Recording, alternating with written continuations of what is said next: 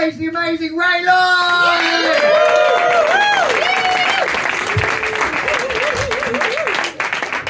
Yeah, we're back in Brighton. This is going to be the laziest double act you've ever seen. So he looks terrifying. What a crowd. I can't see a thing, that's fine. What a crowd. I've done a gig before where there's not been as many people, I'll be honest. It does help with an audience, I find. And I've had so few people. There was honestly more people watching my last shag. Curtain poll. Who's been to Edinburgh Fringe? Any fans? Yeah, got a few fans in. So a little bit of advice. I know we've got a lot of comedians in today. When a promoter asks you for a video, he means if you're doing comedy. Alright? Don't fall for that, okay? I haven't been for 10 years. Some of the pubs, some of the venues are not as lovely as in here. Unfortunately, I did have to go to a bar and ask for Angela. It was awful. I had to actually go and ask for Angela at the bar. And I got met with, "She don't work Tuesdays." I was well and truly fucked. Not in that way, but it was not a good time. Anyone's first gig? Whose first ever comedy gig? Okay, it's all comedy veterans. I remember my first ever watching comedy, very exciting, isn't it? You're sat there transfixed, watching the show, absolutely loving it, like you, my love, just bloody loving it, aren't you? Just know what's going on, but they're loving it anyway. That's what we like. And just watching this man tell jokes, and it did sort of culminate actually. It was more of a mental breakdown and reflection, and it culminated in him lobbing a pint glass at my head. And I said to myself, never again would we let Dad do comedy in the living room. No more. But the best advice he ever said to me was, the number one advice in show business is tits and teeth, yeah? It's all about tits and teeth. It's good advice, isn't it? It's good advice. But it did ruin the rest of the nativity rehearsals, actually. Very unfortunately. So my big news, I fell in love. Just one way though, so I don't think that counts actually. I've had a lot of things going on in my life. When I was younger, I suffered a lot with agoraphobia, really struggled with that, and then I got evicted from my property, so that sort of sorted that out. It's not there, so it swings and roundabouts, I suppose. Anyone having a shit time in their love life? Yeah. Good. We can all get on board with that. So I got a series of really flirty messages recently. It's so exciting. It's like, "Oh yeah, you think you're really hot, and I really want to take you out and do stuff to you. I want to show you pleasure you've never known. I want to take you to places you've never been before. Shore and by sea." Lovely day out, I'm telling you. And then nothing further. I was like, what? And then one final message came through.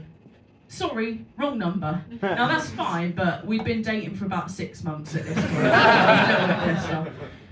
You seem fun. What's your spirit animal? Lion. Yes. What would yours be then? Probably a sloth. That has absolutely fucked the next joke, but that's fine. No, it's fine, don't worry, I've not travelled a long time to get it.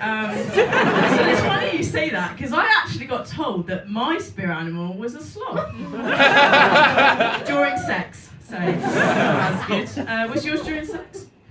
No. Cause it bloody wasn't, Shagger! Alright. So there's something wrong with me at the moment. Cheers guys. So basically I'm in the Navy, so I come under Navy Medical, which is an absolute fucking riot. And they're trying to diagnose me, or whatever you want to call it, so they're throwing everything at it, including a prescription for worming tablets. And I should have been more suspicious going into Pets at Home, if anything. So the next natural step, of course, is camera up bottom. And I don't know if that's a laugh or if that's just if a genuine medical procedure needed. Any fans of camera up the bottom?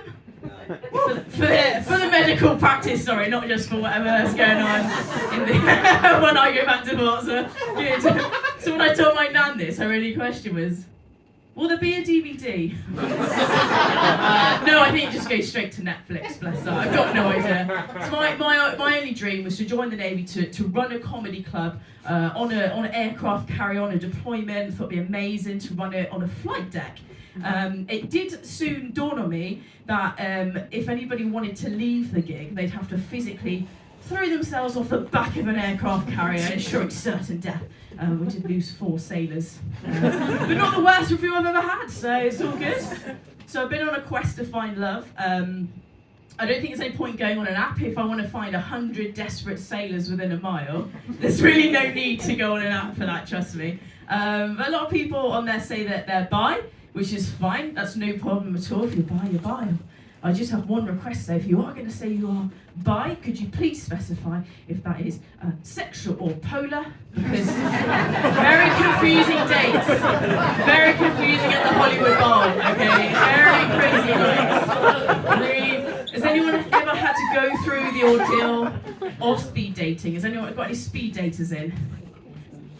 Good, okay, that's exactly the response it deserves. I'll save you the effort, don't bother. I didn't realise that a side effect of speed dating was going on antidepressants the next day. It's a morning after pill they don't talk about, ladies.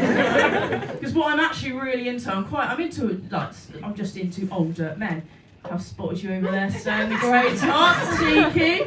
I'm really into older men, and you're saying, well, how do you know that someone is an older man? So what you do, you go back to their house, go into the kitchen, and you open the fridge, look inside.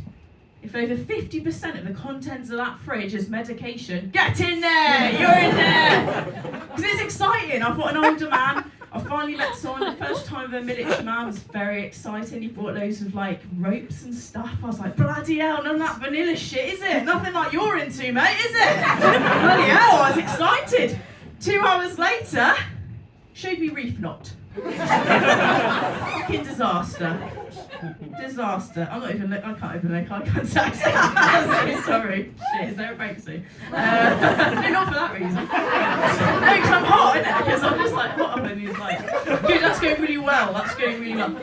So I thought we'd get into a throuple situation. Anyone in a throuple tonight?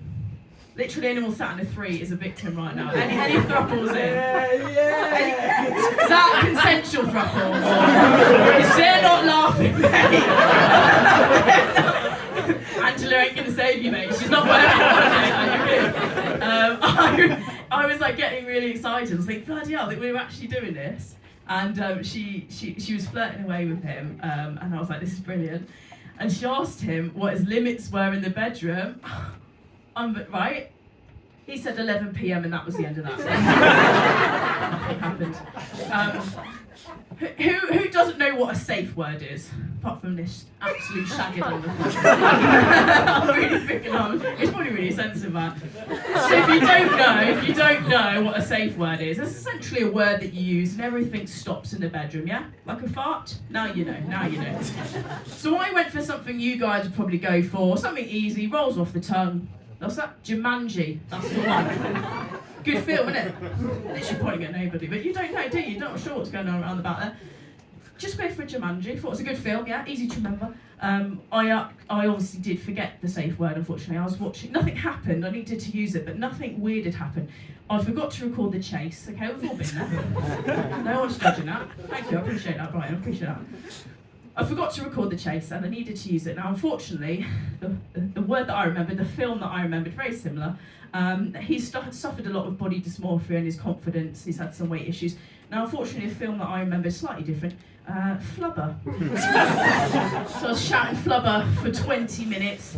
The sex did end permanently, actually. But the one sweet thing he did do, bless him, is he brought me some love eggs as a gift. I don't know if we've got any fans of love eggs in.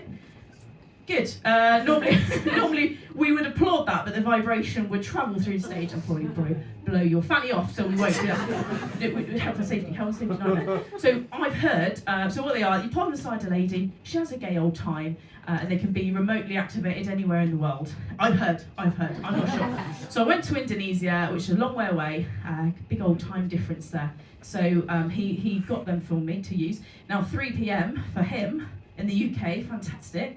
But for me, very different experience on the monastery day trip. I'll be honest with you.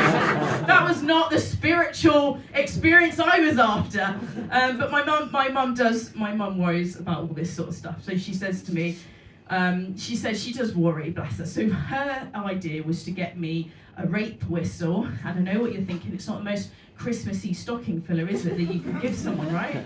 The disgust in your face, right?